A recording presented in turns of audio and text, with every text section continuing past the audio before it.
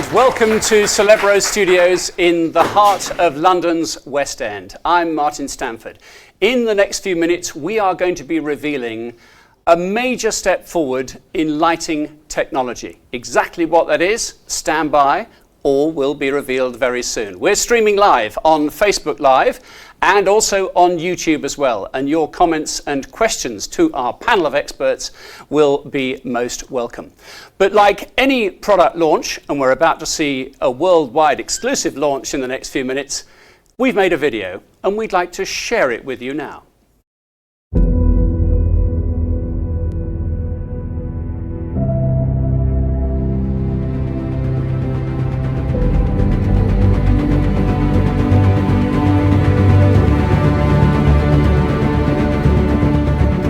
The Rotolight Anova is really the perfect light for working in a live television environment. We get cost efficiency and cost savings. We get flexibility in the way that we work. We get clients happy, which is very, very important. Every presenter who walks into our studios always asks, "Ooh, what are your lights? They make me look good."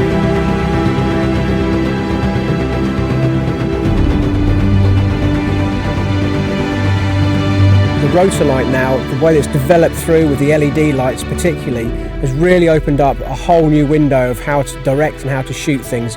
Extremely fast, extremely light, extremely reliable, and the ability to change the light temperatures and put in special effects has been amazing. So these are my light of choice. I'd definitely recommend the Rotolight.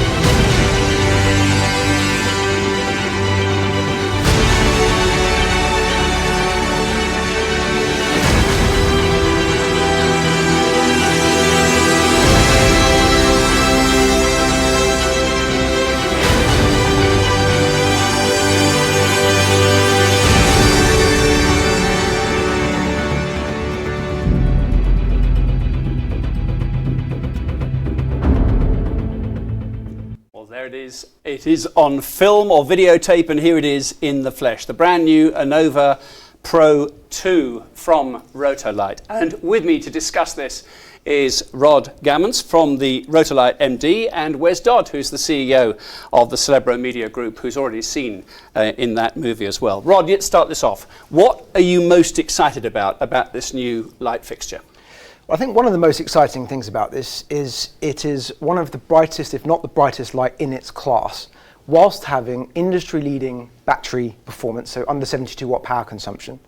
It has outstanding color rendering for great skin tones, but also it's packed full of features, as we're going to see, for not only live broadcast, but for filmmakers and also photographers. Great skin tones. I'm interested already. Yes. Okay. Whereas you put a lot of LED fixtures, when you decided on LED fixtures when you set up Celebro 3 years ago, why did you go for the Rotolight brand? Yeah, I mean, we have got mostly downstairs, and indeed in this studio we've got a mix, but the little brother of this, the Rotolight Anova Pro, this is the version 2. Back then, we were building a daylight studio, which, those have been around for a while, but we really wanted an environment where we could control the daylight coming in and still have a live television news environment. And really, we understood we needed a bicolor light. We wanted an LED light to keep the costs low of our energy consumption. And really, at that stage, Rotolight was the only option for us. And I'm very glad we chose it. 3 years on, with multiple studios full of Rotolights, we're now very proud to be upgrading to the Anova Pro 2. Okay, well, let me just mention the fact we are going to be featuring your comments and questions. So if you're having a look at the live stream and the comment section below us, do add your remarks and we'll feed the questions back to our panel a little bit later on. But this light, Rod, that you're launching today boasts the fact it's brighter than its predecessor. I think we need to pause at this moment and do a little experiment. So come with me, if you will, to this end of the studio, where you can see we've got, on this particular part of the lighting gantry, the two lights side by side. The one that's on is the old light, and we've got the new Pro 2 alongside it. And with me on the desk, I have a light meter, so let me just power this up. and see if I can do a proof of exactly how powerful these lights are. So there we are, waiting for a second. Right, I've got a button here to press. I'm going to use the front of this desk as a gauge to be fair to both lights. So I put my light sensor in, we've turned the studio lights off. I'm going to get a reading on that, and we can see that the old Pro comes in at around about 6,000 lux. All right, so let me just pop this down on the table for a moment. I'm going to power that light down on the switch and put the new one on, and let's see if we can do an A/B test here. Once again, there's the new light. Let's get my measurement about right, so this is a fair comparison A to B, and I'm going to take a measurement, and you can see that at the same distance on an equivalent between the old unit and the new unit, we've now got 13,000 lux, which, Rod, is actually really good news because it's much better than your specification sheet claimed. Well, we aim to please, but yeah, we've How have you done it? How have you got that punch up? a couple of different things. So firstly, we're using the absolute latest in LED technology. We've also substantially increased the number of LEDs, so we've gone from 720 to 960, which have that outstanding colour and that fantastic brightness performance. Okay, let's have a look at some of the features on the back. There's a battery pack. I suppose that would be standard, that you can power it through mains. The on-off switch is here as before. You're still with DMX, so this is ready to go in any kind of DMX universe. It is, so we've got the standard DMX 512 in and out, and then Wes actually said, wouldn't it be great if you could include an RJ45 DMX? Well, I was going to ask you about this. You've got an Ethernet connection Yes. on a light. Why? What were you up to? Well, we were one of the first users of this light, so we got the advantage of being able to suggest a few upgrades for this light. So, the standard 5-pin DMX is great, everybody uses it. The problem is you end up with a mass of cables in your ceiling. You've also got the issue of if one light fails in your chain, you're going to lose all of your lights. The advantage of doing that over RJ45, so that's a standard Ethernet cable that you plug up to the internet, is that every light can be connected independently to a switch. You can run that through a standard socket that you might be running a printer or something else on. You don't have to put any special equipment in. But you're an IP-based workflow here, so you've got a lot of Ethernet around the building anyway. That's the main point. We're almost at the point now where we can run this whole building on one cable. So, the cameras, the lighting desk, the sound desk, all on RJ45. And of course, it's a lot cheaper and it's a lot easier just to replace. You just pull it out and put a new one in. Now, we talked about the extra lux, the extra power, lighting power coming out. Is that at a cost that it's costing me more to run? Not actually. That's the incredible thing with this light, is not only do you have a 70% increase in performance, an industry class leading brightness at that point, but it's only consuming 72 watts, which is half of any of the nearest competitors in the market. And simply meaning in a studio it's substantially reduced running costs, and on location a lot less batteries required. I don't have to take quite so many batteries with me for a day's shooting. Yeah, and they're expensive batteries, so that really helps with cost as well. Okay.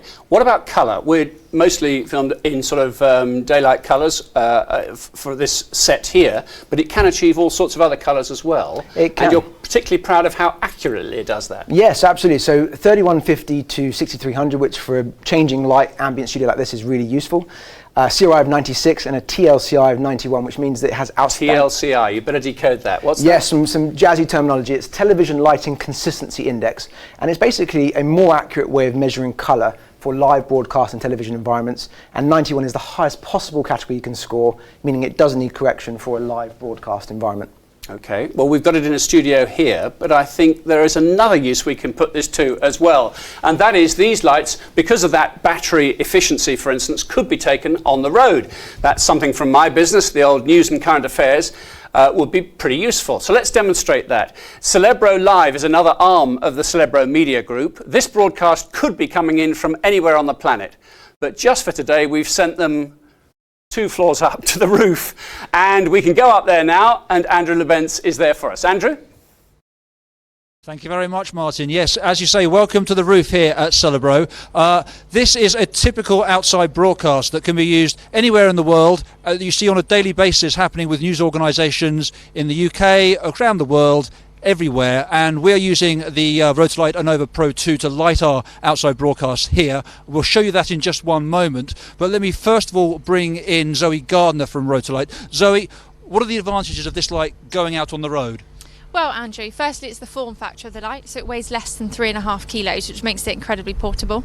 And you've also got the adjustable colour temperature with a built-in Kelvin display on the back, which means you can adjust the light to match the ambient lighting conditions around you. I'll pause you for 1 second. I'm going to hand you back to Martin in the studio. And a moment ago, we were just speaking a little bit about IP solutions and how Celebro is all IP connected. I think it's about time we showed you how the Rotolight is powering our particular outside broadcast here. And we'll do that by handing back to Martin in the studio. Yeah, because here's another facet of Celebro Live. Normally, if you send a reporter and correspondent, a camera team to a location, that's it, you've got the one shot. Increasingly though, news programs would like to have the chance to do maybe a 3-camera shoot, the 2-shot, and the 2 protagonists as well. Doing that with a director on location can be expensive. The Celebro Live kit allows for switching of cameras to be done at base. So from here in London, let's imagine Andrew is in Tokyo, I've actually switched to the second shot, which today is showing the light, but of course, under normal circumstances, might be showing other talent. The switching of a program segment can be done back at base. Impressive stuff. Andrew, back to you. Thank you very much, Martin. Yeah, we hope that this is going to be a revolution for the outside broadcast industry. It allows Celebro to go and deploy a 3 or multiple camera outside broadcast with the minimal number of staff, but to have a full exposure and full outside broadcast, the type of thing you might normally go and get with a scanner. Once again, let me bring in Zoe for 1 second. How is the Anova Pro 2 going to help in an outside broadcast world? Well, the thing is, it delivers industry-leading energy efficiency, so it's a mere 72 watt consumption, which means you just chuck a V-lock on the back of it and it's unrivaled battery performance. So that means saving on cost and also increases portability because there's less batteries to carry around for an all-day shoot. And it also means no generator to take on location either. Martin, back to you. That's a very good call. Andrew, thank you very much indeed. But that's not the whole story. Even now, we still have another trick up its sleeve. And let's go once again back to the demonstration area, because I'm joined now by a man who's got a fantastic record as a DOP with feature films and television programs, 2 Emmys, 1 RTS award. Planet Earth 2 was one of his shows as well. Jonathan, Hello. great to see you. This is Jonathan Jones. And you've been having a play with some of the other functions which this lighting unit can do. What have you discovered that's most useful? Well, I think as well as, a standard, fantastic LED fixture, it's got the built-in SFX elements. So what that gives us is basically a toolkit. It unlocks kind of Pandora's box, as it were, of things that, empowers a filmmaker. So I can show you some of those. So if we turn the brightness up, for example, and we go into the SFX menu, we can look at, say, fire. Just have a look at the fire effect? Yeah. All right, we're going to turn the house lights down. I'll go and be the actor, shall I? Yep. So here am I having a moment thinking deep thoughts by the fire and missing my family or some tragedy has befallen me. And that effect is now created in a matter of seconds. But give us the context, Jonathan. That would normally be on your shoot list and a bit of planning, and you've known about it for weeks, and you've put a load of kit in to do that, right? Yeah, without a doubt. I mean, it's, you would have had inline dimmers, and you would have had to chosen the exact fixtures that you would have used. And what's important with this, I think, to illustrate, is the fact that those fire effects, and most of all the other effects as well, are completely organic. So they're not repetitive cycles. They fluctuate, so they feel real like a fire. This allows directors to go mad and ask a lot more of you guys, right? I think it just gives you more flexibility on set. So if something happens or you have to react to a situation, the point is that it's there at your disposal, and you can do, you can be the filmmaker that you want to be. A bit of a creative spontaneity. Absolutely. But let's try one other thing. Yeah. What other feature there in the SFX library is there? Let's have a look. Yeah. Perhaps let me just the storm is coming, perhaps, and see if we can go and find some lightning. Hang on a second, just having a... There we go. Let's find the SFX menu, which is there. So going into lightning. And again, you'd normally set up a load of kit. Let's dim the lights and show me battling through wind and rain. Here I am. and the lightning is catching the actor's face and all that kind of stuff. What I'm You'd gonna probably, do- to be fair, set up a number of lights to Exactly. do this, would you? What I'm going to actually do as well, because the previous setting it was set to a tungsten fixture, I'm actually going to increase in camera while the effect is going on. I'm going to change the colour temperature instantly so that we can get a much more feel for the... For nighttime lightning Yeah, strike. and we can control completely the look and feel, the rate and everything with it, which just gives, again, that kind of flexibility. And in fact, through the DMX, you can stitch so many of these fixtures together. You can create, you know, a look and tone that you're after, which is super flexible. Now, I happen to spot you've got a little controller there in your hand. What's this all about? Well, so we mentioned the DMX. So in addition to hardwiring, I'll turn this fixture off. This gives you the opportunity to remotely trigger those effects and control the whole lamp in itself from up to 200 meters away, which again just gives you that complete freedom that if you needed to react to something, or your lamps were rigged in the ceilings or in the gods with your set, for example, you haven't got to re-rig them. You can go in, you can change the settings, and you can implement the effects straight there and then. Pretty useful. Again, it's amazing. More spontaneity, isn't it? Yeah, it's just unlocking the freedom for filmmakers to, you know, make the films that they want to make. It's amazing. Thanks, Jonathan, very much indeed. Let's ask Rod about this, shall we? Rod, you've put these extra features in the lamp. What logic brought you to that conclusion? Let's chuck these extra facilities in the one fixture. Well, I think on the SFX side, it was something we were working with Stefan Langer, who had done the last 7 Bond movies, Batman and Tomb Raider, and he was saying, this is stuff that takes me a lot of time. Specifically as regards this controller, we've teamed up with Elinchron, which is one of the best known photography names, integrated a wireless Elinchron receiver inside of the light that allows us simply with this to control the color temperature of each lamp, as well as the brightness. So even for a video user or live television, I can very quickly make adjustments to set. If I'm doing a live interview and the lighting conditions are changing, I can adjust that as we're going. But then on the flip side, if you're a photographer as well, then this is a very unique lamp for you, because this is both a continuous light and a high-speed sync flash. Now, if anyone watching was familiar with the original lamp, this is using the latest technology, so we've upgraded that, so it's significantly brighter in flash mode, 250% performance boost.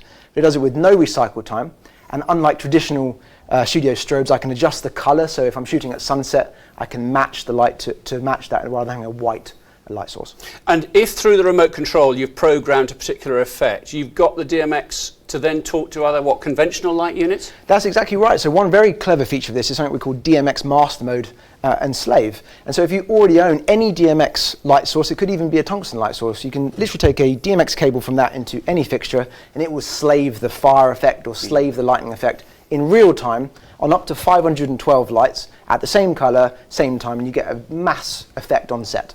Don't suppose you're going to be used lightning effect in news gathering most of the time, unless it's natural stuff, Wes. But I mean, the fact you can deploy the same units here in London, teach people about them, and then maybe have them used in Moscow or Washington or whatever. Absolutely. You know, our studio in LA, for example, you know, on a bright sunny day in LA, we're going to need that powerful light, the power of the new light. But also we're going to need that accuracy. You know, it might sound surprising, but you know, a winter's day in Moscow can be quite sunny. But it's a very, very different light quality we're going to get from LA to Moscow, not bluish, more bluish in Moscow. So we do need to know, with the daylight studios that we're using in news, we don't have the time to make massive adjustments. We need to adjust it right away. The sun breaks out from the clouds and we need to adjust it. And we know that with this light, not only can we adjust it quickly, but we also know that we can adjust it accurately, and we're not going to end up with any big surprises because we've got no opportunity to fix it in post. There's no post-production. If it looks bad, it looks bad. You're in. Yeah. Okay, fantastic. And thank you very much indeed for the comments that have come through. We've had a few through on the stream. The key one, I think, you'd have anticipated this question, I'm sure, is when can I buy one and how much will it cost me? Absolutely. So it's available to pre-order right now from Rotolight.com. It's available in 3 flavors. So we have a bicolor 50, which is recommended for this environment, a 110 for a wide wash, and a fixed daylight for photographers. Starts at $1,299, $1,299 ex-VAT, which is $1,625. And indeed, Wesley's got his hands on the first.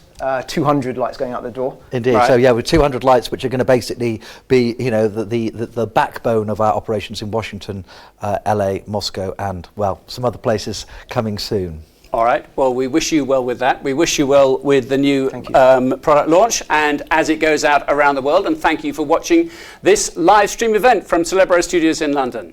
Goodbye.